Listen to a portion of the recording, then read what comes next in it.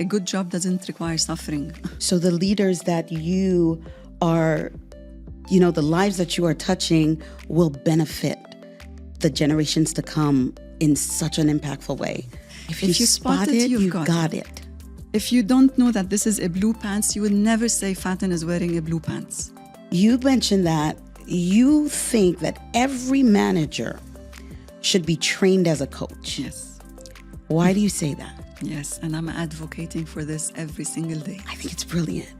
Why? Because it's about offering that judgment-free space. Mm-hmm. It's about practicing listening. God gave us 2 ears and 1 mouth, mm-hmm. and we need to use them in this order. We all have problems, and we're handling them. And we will handle problems in the future. So what's the worst that could happen? Answer this question.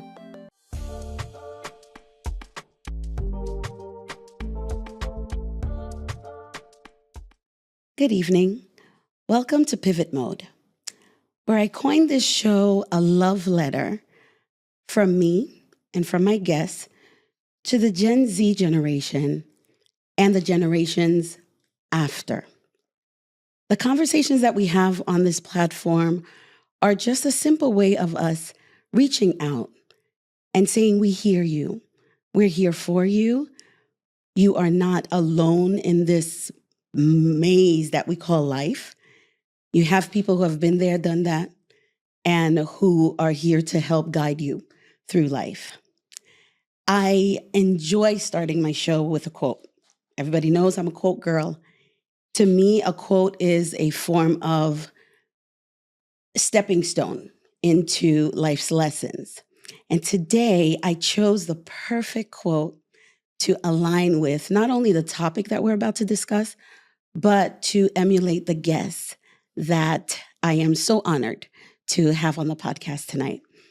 And the quote comes from one of my favorite celebrity coaches, celebrity gurus, Simon Sinek, where he says, leadership is not about being in charge, but it's about taking care of those in your charge. So I hope this resonates with leaders tonight. I hope it resonates with the Gen Z that are in the working force now to understand how important it is for leaders to play a role in taking care of who they lead. Imagine someone who has mastered her field in such a way that she has reshaped and redefined it in the process. Her plethora of credentials, the amount of talent that is behind her name is so immeasurable that I had no choice but to jot them down in order to read them, because there's no way I could memorize that many. So here we go. Our guest tonight is the founder of Brightfields. She's a strategic leadership partner with so many entities in the UAE, from Taka to Simon's Inc. She has done such great work with so many global industries such as Amazon. She has graced the stage of TED Talk X. So just to name a few of the things that she has under her belt, she is, which I love, a positive psychology practitioner. And the twist in her is she has a background in chemistry. So science plays a role in emulating everything that she does on a cellular level. So without further ado, because I don't want to give too much and give her a chance to introduce herself, I present to you, and I'm so honored that she is gracing our stage tonight, Faten. Please introduce yourself. We are so glad you're here tonight. Thank you so much. Literally, I am overwhelmed with this beautiful introduction. I love the poetry that you've weaved into what you just said, and I love the love letter that we are sending tonight, and we are in this together, and I'm so happy that I'm joining you on that. You just made my night. I've never, and just so that I could compliment you on using poetry yourself, I've never heard anybody use that term to describe what I say in a poetic way. So thank you. Yeah, absolutely. I felt it in my cells. I appreciate that. Thank you for having me, and thank you for. I'm equally honored, really. So a bit about me, Valerie, as you've just mentioned, lots of credentials, and what I really care for, apart from the titles or the credentials, is my mission in this world. I'm on a mission to create positive workplaces through coaching conversations. I really believe that there's lots of toxicity, there's lots of harm in the workplaces, from the tons of stories I have in my office, and I hear about what's happening in the workplace. So I'm on this mission to empower leaders, to bring the human side to them and to the people they lead, because, as you just said, I'm a fan of Simon Sinek, and we are really not like, we have to take care of those people we are in charge of, or else we aren't leaders.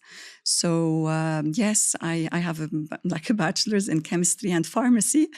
I worked in the pharmaceutical field for 7 years in pharmaceutical sales, and then I moved to something that was more meaningful to me, and that's when I moved to higher education. I worked at 2 different universities, and that was a very, very impactful role that I had in, working with Gen Z, with these students who need lots of grooming and helping and supporting, so that they can meet the employers in the best way possible, and curate their messages and their resumes in the best way possible.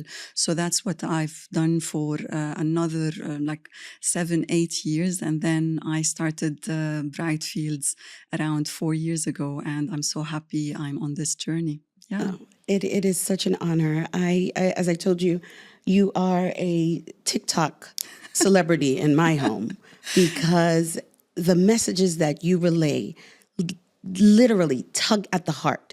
It sends you thinking for an entire day. Your voice will stay there and resonate in my head.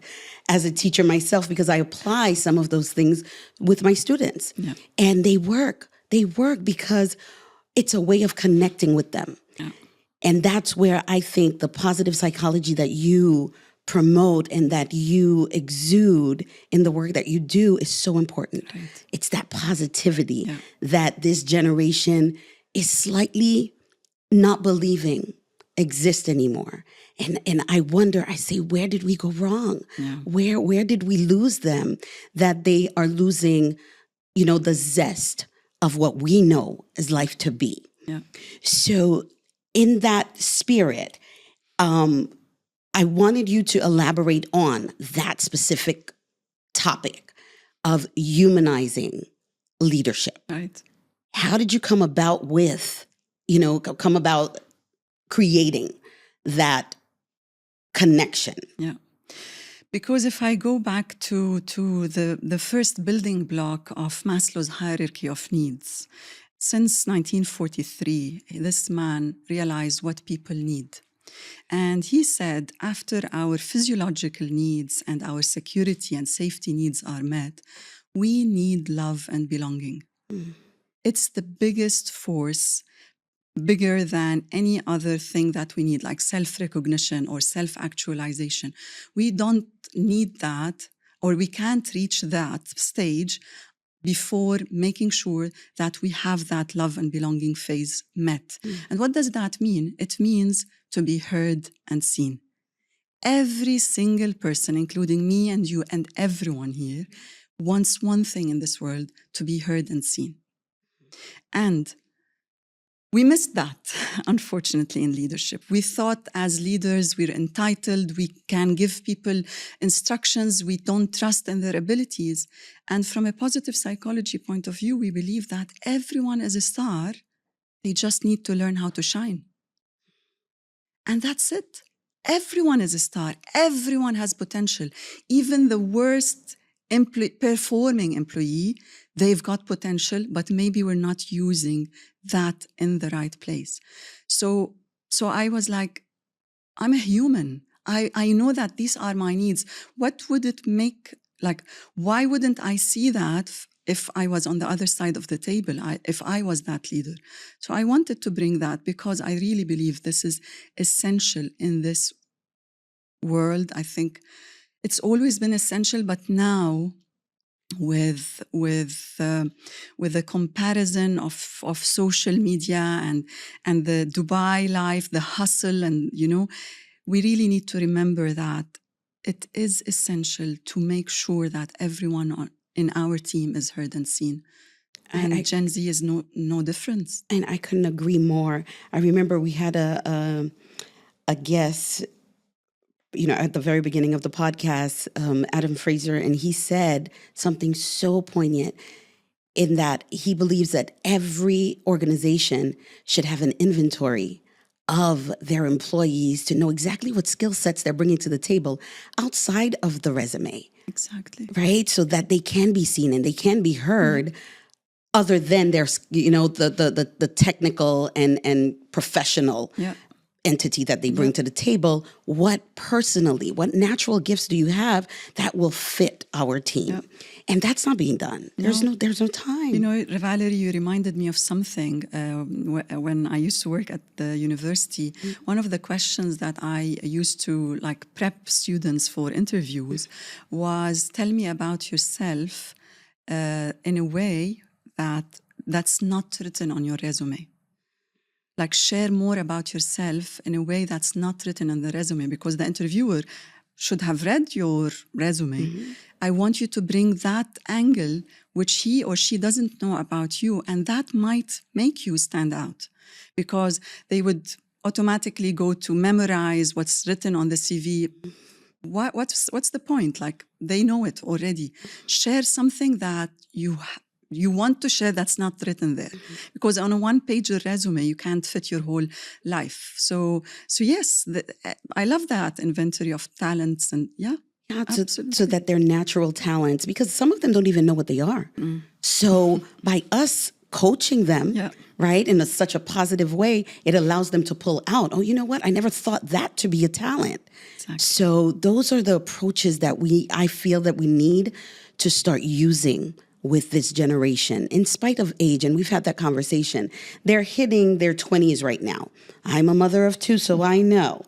I have a 20-year-old, a 24-year-old. So that angle from 20 to early 30s, they need to learn how to sell themselves. Yes. Period. Yes. Other than the CV, like you said, what is a natural talent that you have? The list of natural things that you have to offer that will benefit a company, and for them to confidently know how to relay that information. Absolutely. And that's where your company and your skill set and your brilliance, I think, would really, really benefit this generation. So thank you for the work that you do. Thank you. Thank you for the work that you do. Thank you. So you've described coaching as a long-held passion of yours. Absolutely. Can you share what drew you to coaching and how chemistry and pharmacy found its way wiggled in there? Yeah. So what got me into coaching is my experience in coaching. And it's not only a passion, it was a game changer. And I always say it never ceases to amaze me until today, because I have my coach, and I really say, please, coaches, always have your coach, because just like you want to develop others, you need to develop yourself. So it was a game changer, because how it happened, it was just by chance that I got coached. So I had a lady reaching out to me when I was at Carnegie Mellon University, telling me, I would love to coach your students, and I have some hours to fulfill to get certified. And would you be interested in having me coach your students? We'll have a form and things like that. I was like, yeah, absolutely. So you are a teacher, you work with students, you know that sometimes they are not predictable in the sense that they would say, yes, I'm going for this event, I'm signing up for this, but then they don't show up.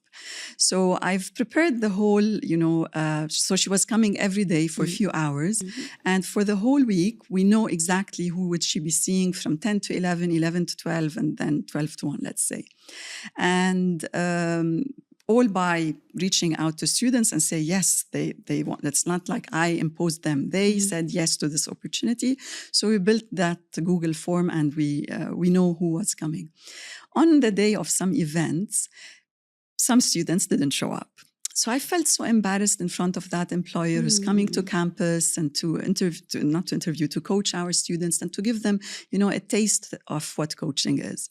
So I started reaching out to, my colleagues from student affairs and saying, hey, this woman is here. Would you be interested in getting coached?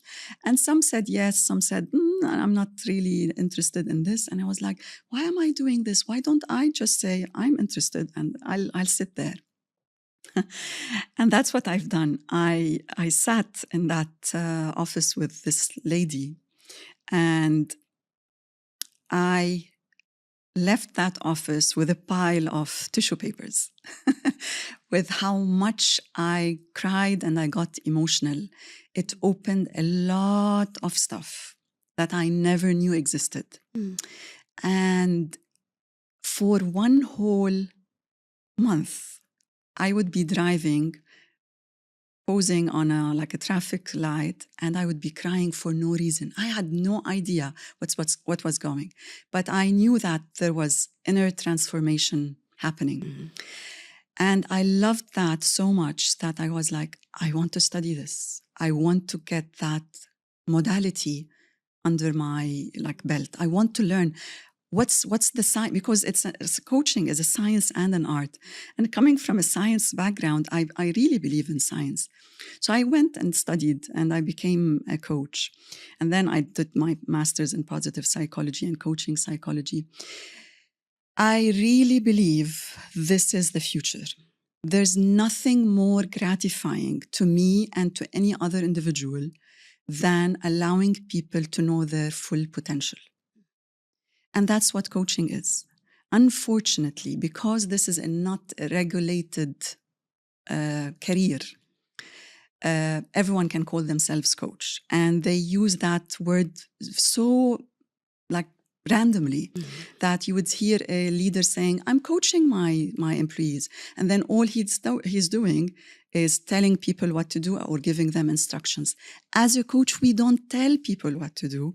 We just ask questions, because we really believe that every individual, as I said, is a star, or in other words, is resourceful, creative, and whole. They've got all the resources inside, and our jobs as coaches is just to pull that out by asking questions.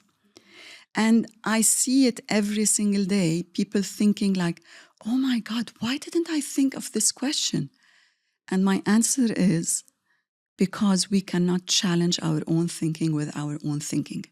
We need someone from outside to ask us these questions. So that's how I went into coaching. That's how much I love coaching that I decided to leave a very amazing job with lots of benefits. Carnegie Mellon is a big name. I love this brand until today.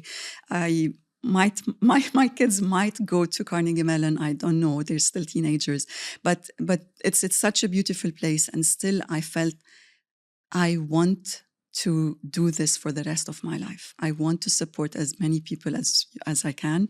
And my vision or my plan is by 2030 to support 10,000 leaders. And I'm working on that.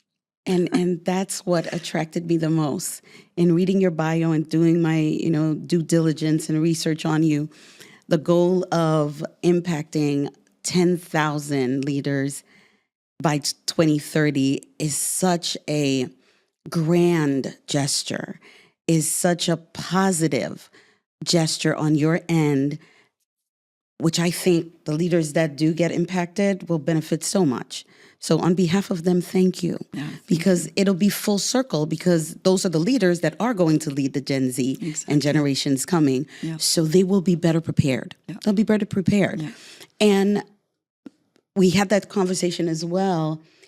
in that the ego has to be taken out Please, of yes. this equation Please, in order yes. for leaders to step back and say, you know what?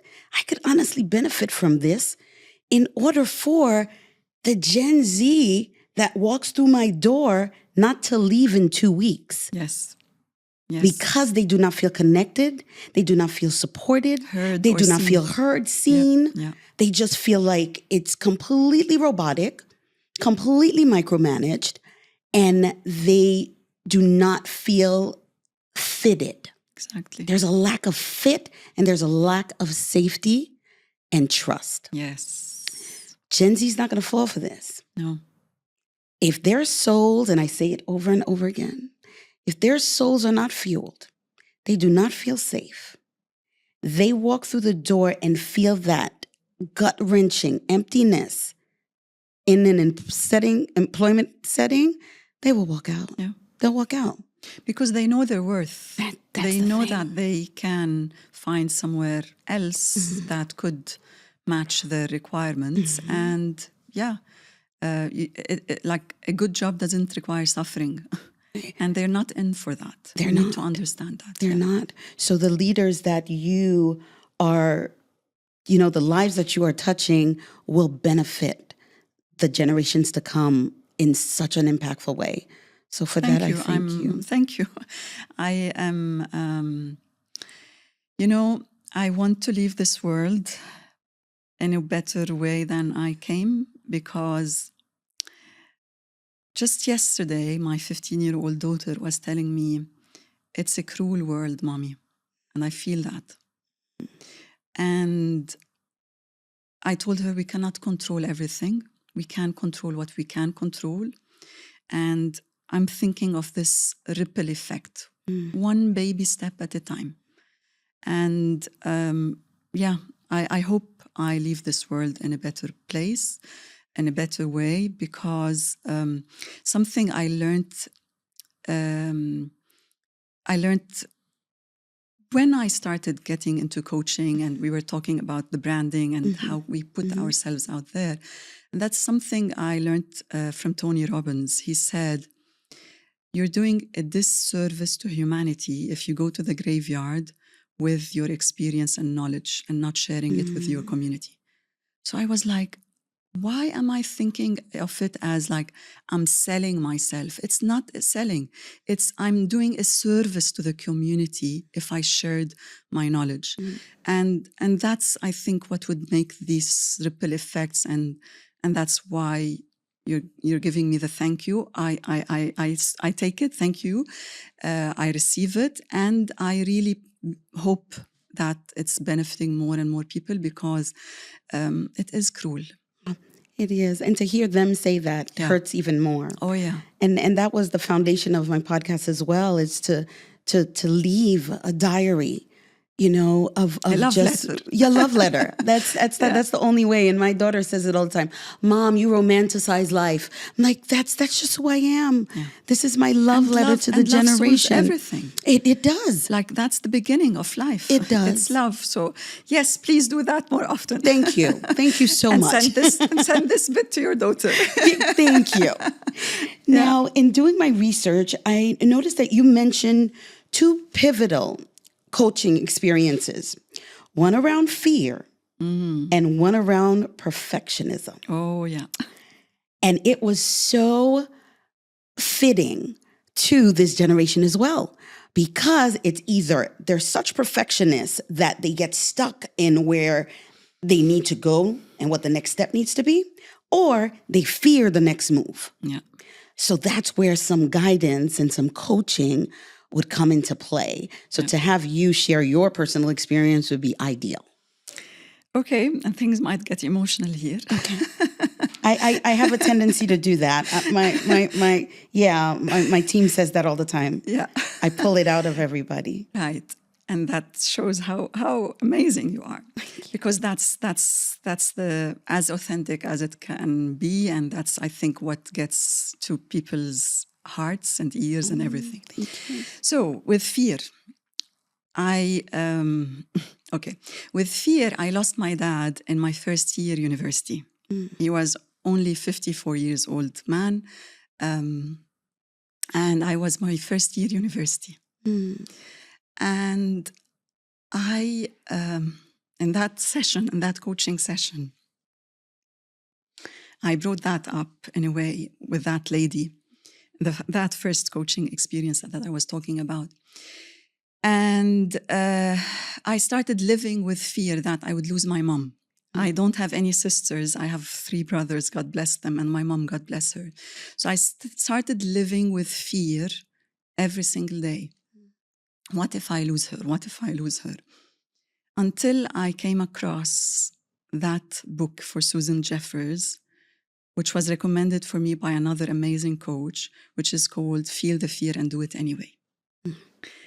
This is a staple book that I think each and every person should read, because Susan Jeffers in this book beautifully describes fear, that it is important for us to have it. And she says, if someone says like, I can heal you from fear, I can get you over fear, know that they are lying, because fear is important. And now if I'm not afraid, I would go to Burj Khalifa and jump from there, right? So it's important to have that fear. But how to hold that fear? Is it from a position of pain or a position of power? And that made me think, because when I'm holding it from a position of pain, it's like I'm living like this, not wanting to even get out of Lebanon because I would leave my mom, and just holding it like this, and I can't say yes to any opportunity. Versus, she says, talking about living it from a position of power and feeling the fear and doing it anyway. She asks this question, and this question I think is a game changer if people really let it sink in. She says, ask yourself, what's the worst thing that could happen? And the answer is, I can handle it. And I really believe that, because as a 19-year-old kid, look at myself now, I've handled it. I miss my dad every single day. I need him every single day in my life. And I've handled it. I didn't sit in the corner, do nothing. Now, God bless my mom, may she lives 100 years plus. I know if that day will come, it will be the hardest day in my life. And the answer is, I can handle it. I'm now way more resourceful than that 19-year-old kid. And I really urge people to think from this place. What's the worst that could happen? The answer is literally, I can handle it. We've handled so many things in our childhood. We are handling currently, like as we speak. If I always tell my clients, if you think anyone in this world doesn't have problems, including myself, please think again. We all have problems and we're handling them. And we will handle problems in the future. So what's the worst that could happen? Answer this question. I can handle it. And so that's the fear part, which I always ask myself, what's the worst that could happen? And if I'm vulnerable, if I make fun of myself on a stage, what's the worst that could happen? People, like, I'm not the center of this world. Like, they would, like, a major rumor or a major scandal will come, and then people will forget it second day. I'm not the center of this world. They will forget it if I said something on stage that I made fun of myself saying or whatever.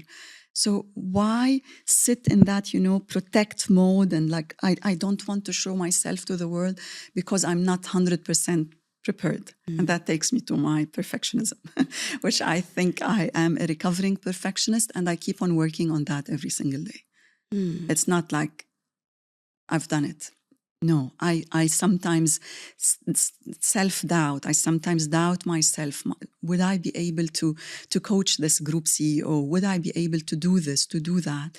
And then I always remind myself, like, yes, you're a human. You're just bringing your listening ear to that person who is as lonely as hell, okay? And you are coming from a judgment-free space, and that's already amazing for that person. So that's how my inner dialogue goes, yeah. And I think that's such a great way to put it, that you are just coming as a listening ear for that person with no judgment, because that's where everybody closes in. Exactly. They refuse to open. They refuse to become vulnerable. Because they don't feel safe. Because they do not feel safe. Yes. It's that safety that we keep coming back to. Yes. And to go back to bringing it in the corporate world, with that lack of safety, employees are just not their authentic self. Impossible. They're not. They walk into that building gaining a new persona. Putting a mask. Putting a mask on. Yeah. And then at 4:00, they clock out. They are their real authentic self in their car. Maybe their and maybe drive not. home. That's so true. They go to the pubs to get drunk, unfortunately, especially with loneliness and leadership. That's another thing. Because they can't break themselves. That's a problem. That's a problem. 100%. I've done a program with Dr. Gabor Mate on compassionate inquiry, and he looks at addiction in a beautiful way. He says, addiction is not the problem. Addicted to alcohol, to drugs, to smoking, to sex, to shopping, to whatever kind of addiction is not the problem. The problem is what got that person to get addicted, and usually it's pain, it's lack of connection. Yeah. It's that loneliness that we live in that got them to get addicted to these things, to just numb themselves. Yeah, and escape. Yeah. Which this generation is using social media and scrolling and just being completely consumed with, information overload just to escape sometimes. Yeah. And that's why they consider themselves lonely. Yeah. Because they're not having authentic human-to-human conversations. They just don't know how to handle the human part of living. And that's where my heart breaks. Yeah, just you saying this out loud, I felt like I'm sad now. I know. No, I know. really, because this is the reality. Yeah. These people are really lonely because they have a lot to perform. That's the key word, to perform. And it's in every aspect of their lives, friendship, work, love, even with their parents. So that's where platforms like this become so important. And we say Absolutely. it won't go viral like the next, the next Let's celebrity. manifest. Let's manifest. Yeah, but we are manifesting because it's a dire necessity, Yes. So eventually it will hit where they see that there are people out there that they can trust. There are voices out there that are giving them the messages that they do need to hear. And that's my goal. That's our goal. Yes. That's our goal. Yes. God bless you. You know something, Valerie? Sorry to interrupt here or just No. cut your thoughts here. I believe teaching and teachers are... teaching is the most noble job in the world. Thank you. Like nothing more noble than that, because you have 30 kids in the class and you want to instill new information, and it shapes or breaks people. And all limiting beliefs come either from parents or from schools and teachers or the culture or the society. But I had like a 52, that was back when I just started coaching, like a 52-year-old manager who wasn't able to sleep the night before his weekly meetings, like every single night. Let's say his meeting is on a Monday, Sunday evening, he wouldn't be able to sleep because when we figured it out of what a teacher when he was 7-year-old told him. So thank you for being you and for shaping generations. I owe a lot to beautiful teachers who aren't there for the paycheck, because it isn't much, to be honest. But they are there to shape humans' brains and minds. And And that's what keeps us going, to be honest. So thank you for that. Yeah. I appreciate that. As I stated in my intro, you are often described as the catalyst for humanizing leadership. And we discussed exactly what that means, and we share that passion. So that's exactly what gravitated me to you. So in your opinion, if you were to give a coach or a leader the 3 most important things that if they were to apply tomorrow morning would transform their team, what would those 3 things be? Yeah. Definitely judgment-free space. And to contract that in this office, we aren't judging. We are there to learn and develop. Because every day could be a school day. Every day we can learn something new. So please cater or curate or what's the best word? Cultivate a place where a judgment-free space in order to transform your team. Second, I just had a post today on LinkedIn on that, which is self-awareness. Be aware of how you're showing up to the world and to yourself and to your team, because you are the role model, being the leader in this of this team, you know. So I look at teams as like people on the same boat. You as a leader of that team who are rowing, you need sometimes to row. You need to do whatever it takes to get that boat moving. So be that person who is very self-aware. And the third tip, which is, I think, is extremely essential, and it really brings our human side or this judgment-free side or whatever you want to call it, is that belief of excellence in NLP that says, what you notice in others is true about you. This belief, if people literally believed in it and let it really marinate, they let that belief marinate with them, it would be a game changer, because we wouldn't be triggered by people and like rolling our sleeves to fight, or even worse, the passive aggressive behavior, which we see look at how you did your joke. Yes. So whatever you notice in others is true about you. So if you're noticing that they are not saying the truth, maybe there's something in you that needs to shift. If you are noticing that they are aggressive, maybe something in you needs to shift. If you are noticing that they are whatever, there's always something in us that needs to shift. So do that U-turn. Look always at yourself before looking at your team and why that person triggered you. It's a question for you to answer, not to point fingers and blame that he's unprofessional, he's whatever. Just literally do that U-turn and look within, and that would literally be like, I pray for that day where people believe that. Another way to look at, to say this belief, it's if you spot it, you've got it.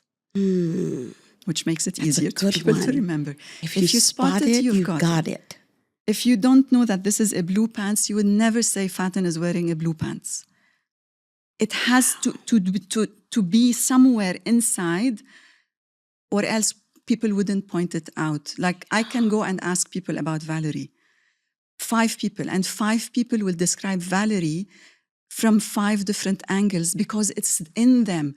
Some people, they would say she's the kindest because there's kindness in them. Some people would say she's arrogant because there's arrogance in them. Some people would say, I don't know what, but that's exactly, it's people see others as they see themselves. So if I want to sum up, judgment-free space, be self-aware about what you're doing and your like daily behavior and words, and do that U-turn. Look within before pointing fingers. That's so fitting to the title of the show, to pivot. Yes. You have to pivot. Yes. And that takes maturity, self-awareness, confidence, Because you have to be And the confident humility. in the humility. Yeah, that I'm a human and I make mistakes. And, Absolutely. and I have my Absolutely. triggers and I have my insecurities, and it's okay. In fact, in any talk or anywhere, when someone shares an insecurity, everyone gets like, wow, that takes courage. How did he manage to say that? Yeah. So let's normalize Let's that. normalize that. You know? It's true. We have to normalize that. Yeah. Now, you also said something that captivated me. You mentioned that you think that every manager should be trained as a coach. Yes. Why do you say that? Yes, and I'm advocating for this every single day. I think it's brilliant. Why? Because it's about offering that judgment-free space. It's about practicing listening. God gave us 2 ears and 1 mouth, and we need to use them in this order. We need to listen much more than we talk. Third, because we train those managers to ask questions versus jumping to offer solutions. Because I always ask the managers this question, like, are you here where you are right now today because someone, gave you an instruction or told you what to do, or you had to figure it out yourself? Every single person, they would say, no, I had to figure it out myself. So I was like, why are you then not giving that privilege to your team and asking them questions instead of just telling them to do this or do that? So third is asking questions, and we train them on how to build that trust and safe place. We talk about trust from a very scientific background, and it shows like with MRIs when people are trusting themselves and others and when not, and we would see that shift. So we train them on that. And the fifth thing is we work on what's working versus what's not working, meaning we work on people's strengths because we want to leverage on people's strengths. This is something that I started with, and I'll keep on saying, everyone has a strength, build leverage on it, and start somewhere versus starting from a place where they don't have anything. Start from what they have. So that's why I'm advocating for managers to have to be coaches or be the manager as a coach, because I really believe that this is important. Ask questions, listen, build that safe space, give feedback. Know how to give feedback. Feedback is not telling people that or labeling them, you are rude. One day, a lady said, my manager gave me feedback and he said, I am rude. I was like, what? This is not feedback. This is harassment in the workplace. Wow. This is a label, So give feedback and judgment-free space and building that connection. So, yeah. And that would be an ideal working environment for the Gen Z and the generations to come. Absolutely. To have those type of leaders that can coach them through, as opposed to, the micromanagement and the over management. So yeah, I hope you do touch to reach that day, to reach that goal. And again, it's the ripple effect. I might not reach everyone, but it's that, one manager influencing others to do the same. So yeah. So that hopefully hopefully one day we reach that. Will. One exercise I would invite the managers who are listening to do, which I always do, and ask for feedback. Like I tell them, for now 5 minutes, I pair people put them in pairs and say, one would be like, let's say I'm an employee and you are the manager. And for 5 minutes, I come to you with a challenge, and only you can just suggest solutions or give me instructions to solve my challenge. That's what you should do, which is the traditional leadership. That's what's happening in the offices these days. And then 5 minutes are up. Now you can only ask me questions. You cannot give me advice or offer me solutions. And I ask people to tell me, as an employee, from an employee perspective and from the manager's perspective, what resonated, what landed with them. Every single time I do this exercise, the employee would say, the first time, my manager didn't hear my frustration. I'm still frustrated. He told me what to do, but I'm still frustrated. The second time, when he asked me questions or she asked me questions, I felt heard. And I was like, I was able to find a solution myself, which is like, oh, wow, I didn't know that I can do that. And from the manager's perspective, they always feel like, yeah, that felt better. So do this exercise with your team, test it, and see what comes. Oh, that would be so good.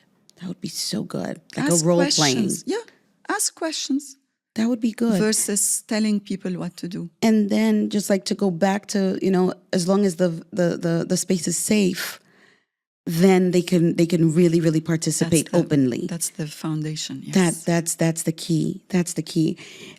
You are a book lover. I know that. I know that. And you recommended a book recently, Authentic Happiness, by Martin Seligman. Yeah, right? Marty, as they call him. Now, how would you align your positive psychology into that, and what role does it play in either your work or how dire of a necessity that this is, authentic happiness in the workplace, in your daily life? In what advice would you give stemming from that book with your positive psychology? Yeah. So Martin Seligman is the father of positive psychology. Yeah. And, one of the things I do other than coach people is I teach or I train managers to become coaches and certified coaches. And Authentic Happiness and Now Flourish is one of the books that they have to read and do an assignment on so that they can, that's one of the things that they have to do to get their certification. Now, why this book? Why positive psychology? Because it's that science. It's not a self-help technique. It's a science. Yes, it's a new science, like started in 2000. It's a new science versus the psychology. But what makes it important is that this science is built on a foundation that every individual wants to live and lead a meaningful and fulfilled life. That, subjective happiness, which is that hamster wheel or that pursuit of happiness, on that treadmill, would never get us happy. What would get us happy is having that meaning and fulfillment in life.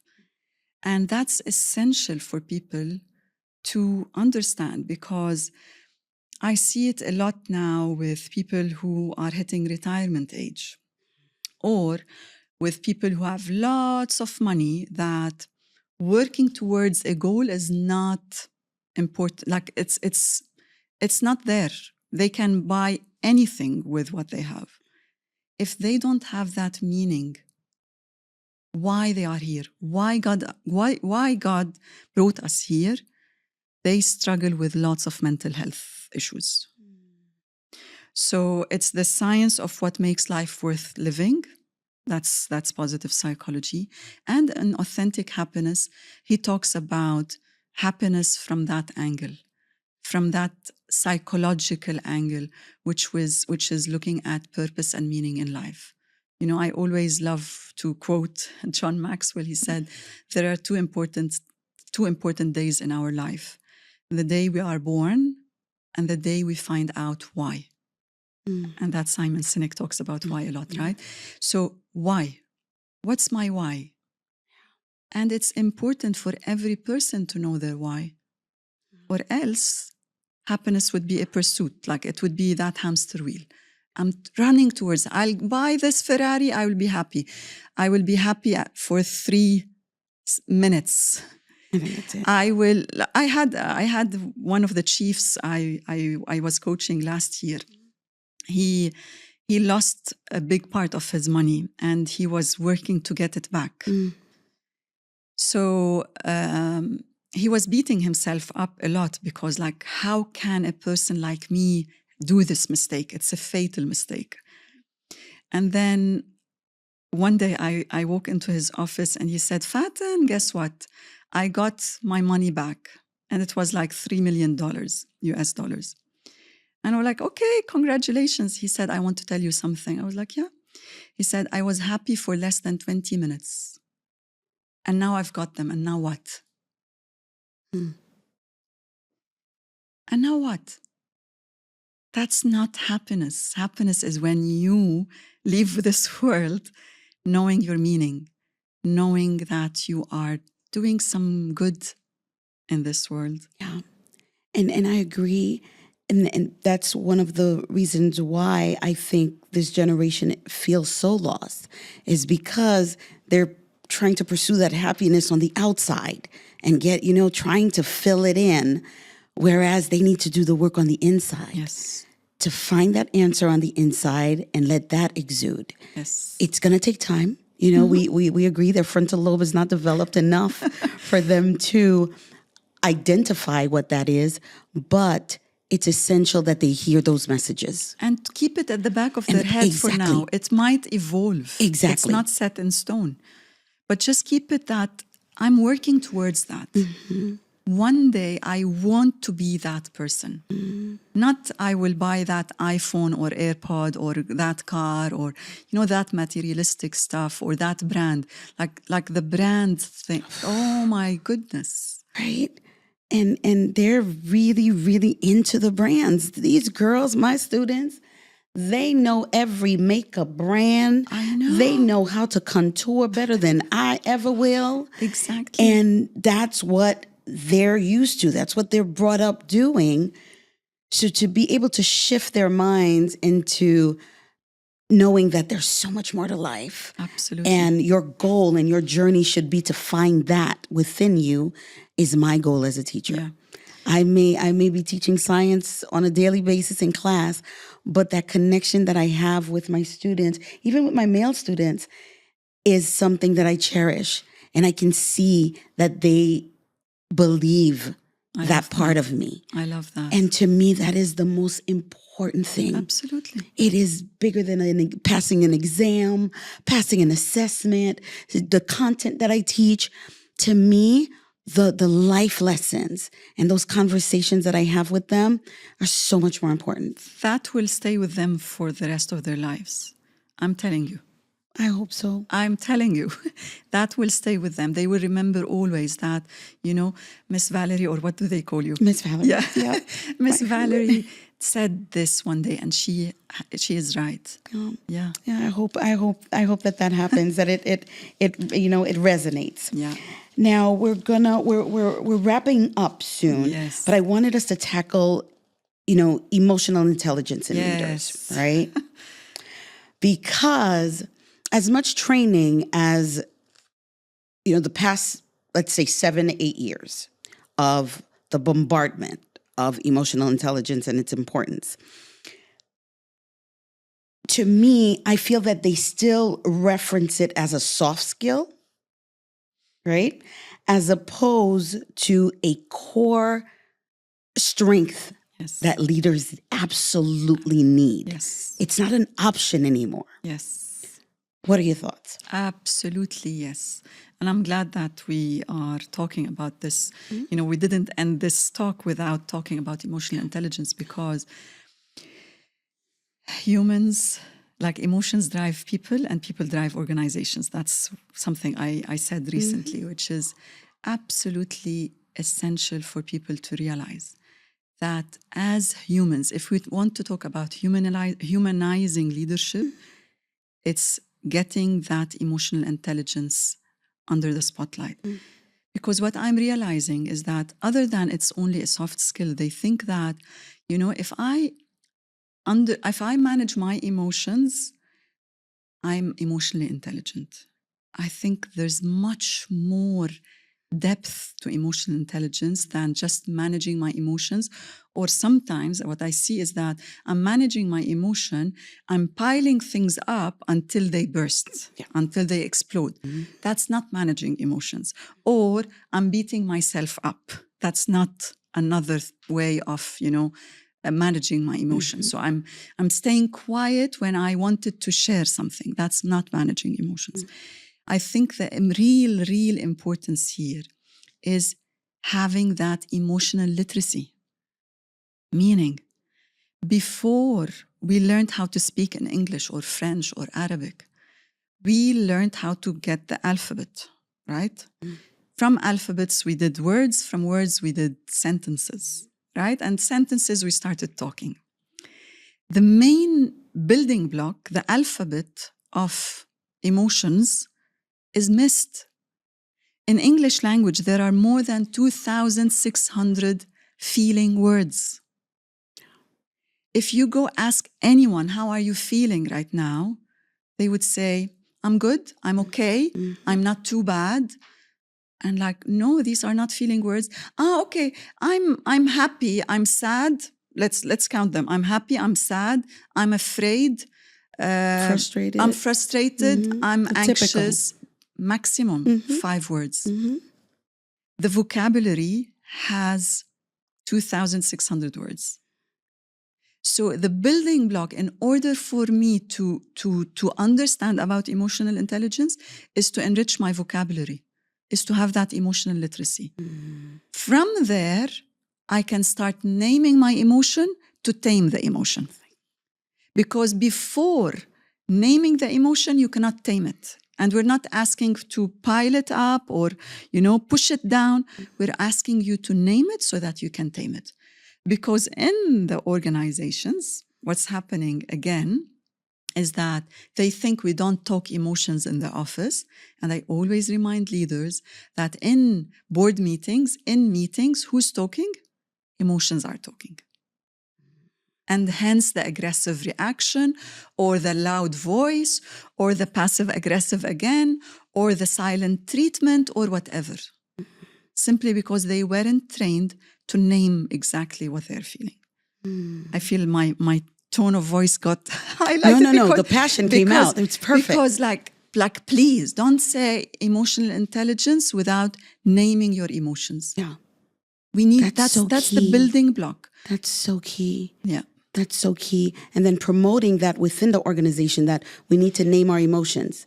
There are lots of wheels of emotions out there. My company just started something which I thought was so cool. They have a wall where you could walk by and pick how you feel for the day. Beautiful. It is so And how many awesome. words are there? Plenty. So many. Exactly. So many. It's little pockets and then they have the emotional sentences in there.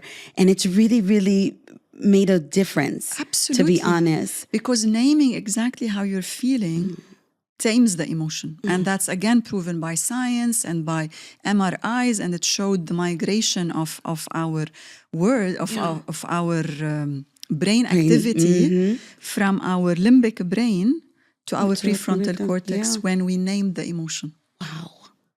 So there's science behind it. It's not like I'm saying that, It weighs. Yeah. It definitely, puts weight on existing. Because you can share those emotions and pick up that emotion and then behave accordingly. Yes. Because that's the thing. If we don't know the emotion, people around you don't know how to navigate. Exactly. So yeah. I'm going to use and there that. are so many apps like for the Gen Z, like how you feel is an emotion on my phone, for example. There are lots of apps that you can download, and it shows you and you can prime it, for example, remind me to check in with my emotions at 10 a.m., at 1 p.m., at 5. So it can push notifications to you to say, how are you feeling right now? And to keep a log, because self-awareness. If I am aware how am I feeling and I'm reacting, and this doesn't reflect who I want to be as a leader, then keeping a log would make it like, there would be like a mathematical equation because there would be a pattern. Then you could reference it. Yes. Oh my goodness. What a great way to close. What a great way to close. Yeah.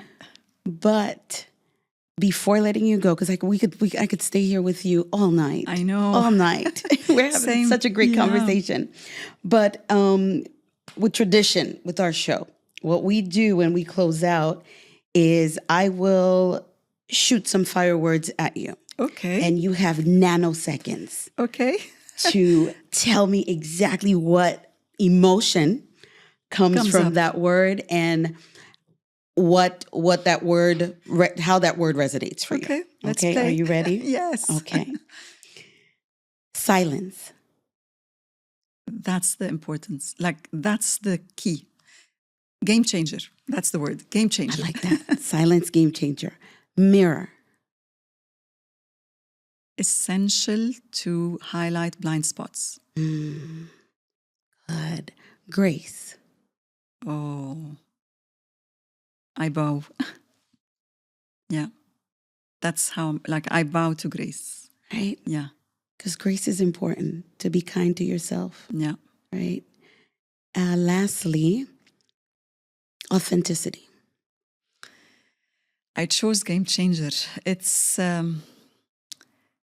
the key factor that gets you close to people.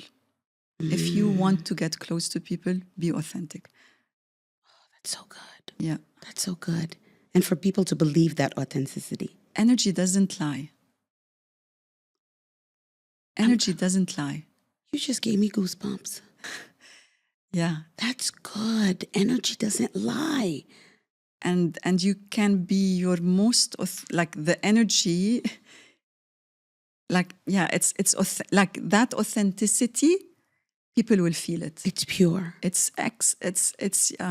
a game changer times 2.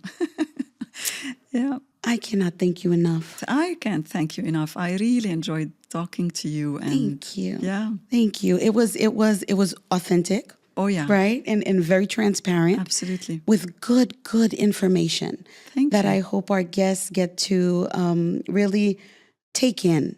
Let it tug at your heart. Yeah. Right? Because this is good information that we all need at any stage in life. Yeah. Not because we're a little bit older and a little bit seasoned. No. Right? I love aging. Minus the knees in the morning and the aches every once in a while. Yeah. But I love aging for that reason, for the knowledge that we gain through the process. Yeah. So I hope our audience get to feel that as much as Feel we that do. authenticity. Exactly. Yeah. I asked you don't share questions because I want it to be as authentic as That is so possible. good because I asked you. Hope, yeah. Did you want questions? And you were like, nope. I want it to be as authentic as possible Yeah. and as transparent. Yeah. So thank you for that. Thank you. So I'm happy. And this is just the beginning of our relationship. I'm just letting you know. Yeah. It's my honor to It's really, just the beginning honor. because we're going to have a lot of good conversations. Yes. Awesome. Yes. So as always, thank you so much for joining us. These conversations are just the beginning of our journey of my love letter to you. As much as I romanticize life, I think it's important to do that. Don't forget to subscribe, like, and comment to my channel in order for you to enjoy more conversations like this.